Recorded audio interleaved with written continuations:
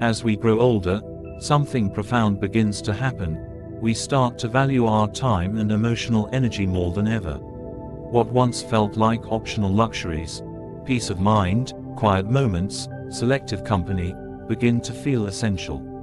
But even as we enter our 70s or 80s, many of us find ourselves stuck in relationships that no longer serve us. Sometimes it's out of habit, other times it's out of guilt. But there comes a point when protecting our peace becomes just as important as any other form of self-care. The truth is, not every connection deserves to come with us into the next chapter of life. It's not about being cold or selfish, it's about honoring what we've earned. We've put in the years. We've done the work. We deserve emotional freedom, and that means taking a long, honest look at the people in our lives and asking, do they lift me up or quietly pull me down? Let's explore 5 types of people it might be time to step back from after 70. Not because we don't care, but because we've finally learned to care for ourselves. 1. Emotional leeches. There are people who don't yell, don't insult, and don't come across as intentionally harmful, but they drain us nonetheless. These are the emotional leeches. They often appear kind, even warm, but every interaction centers on their problems, the drama, their suffering. Over time, being with them doesn't feel like a conversation. It feels like a one-way emotional transaction that leaves you depleted. These might be old friends who always seem to need rescuing, neighbors who vent endlessly, or even loved ones who once supported us but now only take. The key difference between someone going through a rough patch and an emotional leech is that the latter isn't looking to heal. They're not seeking solutions. They want to dwell in the same storm over and over, and they want you there holding the umbrella. Science backs this up. Regularly absorbing others' stress can elevate your cortisol levels, compromising sleep, heart health, immune function, and overall well-being. That feeling of being drained is real. Your body is telling you it's too much. And often, these people don't change unless they truly want to. Ellen, a 74-year-old retired teacher, learned this the hard way.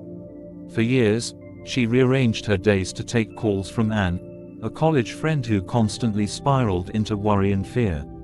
One day, Ellen simply let a call go to voicemail. Then another. She didn't cut Anne off, but she reclaimed space for herself, walks, rest, hobbies. The shift was small, but the relief was enormous. You can love someone and still create space. After 70, your emotional energy is sacred. Give it to those who replenish it, not just those who need it. 2. Manipulative relatives. As we age, our family roles change. Children become adults. Siblings evolve. But sometimes, these relationships shift into emotionally manipulative territory. The hardest realization: not every relative deserves unlimited access to you. Manipulative family members rarely look like villains. They smile, hug, say, "I love you," but behind their words lies pressure. "You never call anymore. Your grandkids need you. After everything I've done for you." It sounds like affection, but it feels like guilt. There's a quiet cultural script that suggests older adults should tolerate more, expect less, and give endlessly. But boundaries don't shrink with age, they become even more vital. Take Martha, a 78-year-old grandmother. She babysat every weekend for years. What started as a favor became an unspoken rule. No thanks, no flexibility, just guilt. One day, she said gently, "I love my grandkids, but I want my weekends back." The backlash she feared, it didn't come, but the freedom, it was priceless. Healthy love respects your limits. It doesn't manipulate, shame, or use fear to get what it wants. And you're not selfish for choosing peace. You're wise. 3. Those who dismiss your wisdom.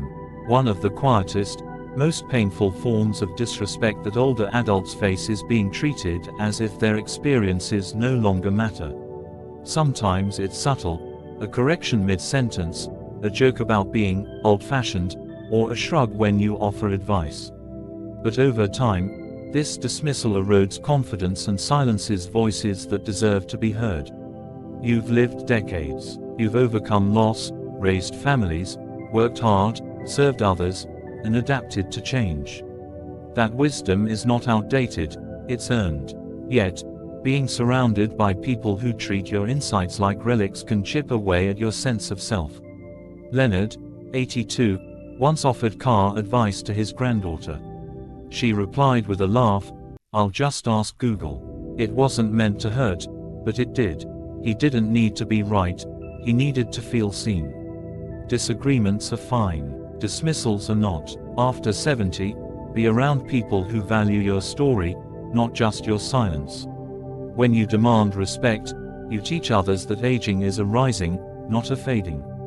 You're not background noise, you're the main act.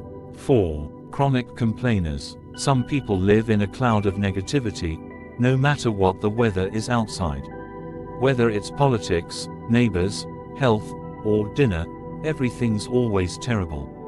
These are chronic complainers, and after 70, they can quietly become one of the biggest drains on your joy.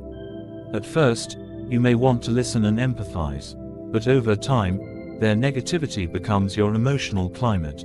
Psychologists call it emotional contagion, the idea that moods are infectious. Sit too long in someone else's bitterness, and you'll start to carry it too. Harold, a 75-year-old widower, met weekly with old friends. One friend's constant griping changed the tone of the entire group. Eventually, Harold chose to meet only with the ones who lifted him up. That one decision made all the difference. Choosing joy doesn't make you unkind. It makes you intentional. You've earned your peace. Don't let someone else's bitterness dim it. 5. Age deniers who pressure you. Some people can't accept aging in themselves, and they certainly can't accept it in others. These age deniers aren't always obvious. They might frame their pressure as encouragement, but underneath, they're uncomfortable with your comfort. They'll tease you for using a walking stick, push you to move faster, or insist you can still start over. While meant as motivation, it often feels like judgment.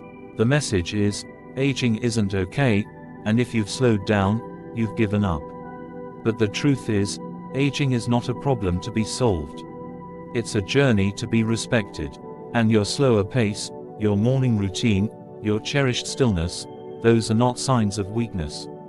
They're signs of wisdom. You deserve people who walk with you, not rush you. People who honor your season of life, not try to drag you back to theirs. After 70, the way you spend your time, and who you spend it with, matters more than ever. You've earned the right to be selective, to protect your energy, and to choose relationships that nurture rather than drain. Your peace is not up for negotiation anymore. It's your new priority.